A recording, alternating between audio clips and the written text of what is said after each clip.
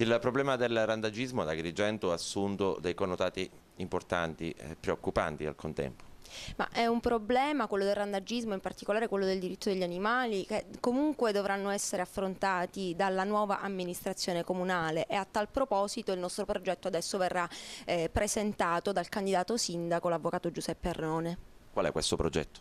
Ma io in conferenza stampa ho mostrato dal computer i siti online che diffondono notizie drammatiche, l'ultima il 17 aprile, cioè 4 giorni addietro, relativa a 2 ragazzi che si sono rifugiati su un albero in Viale Emporium a San Leone per fuggire ad un branco di cani randaggi.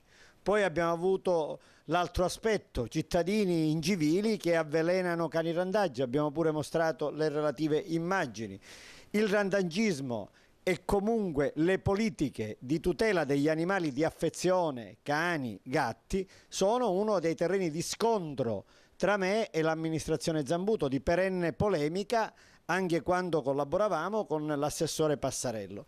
Io oggi ho assunto una decisione importante che ovviamente in questo momento impegna soltanto me stesso e i miei collaboratori. Io nominerò assessore aggiunto, devolvendogli un quinto della mia indennità di carica di sindaco, cioè praticamente un'indennità simile a quella degli assessori effettivi, un rappresentante dell'associazione animalista Aronne, penso a Mariuccia Daina, ma anche per la preferenza che ho a riempire di rosa la mia amministrazione comunale, il vertice di Palazzo dei Giganti, ma comunque chi riterrà opportuno l'associazione Aronne, a cui do sotto questo profilo carta bianca.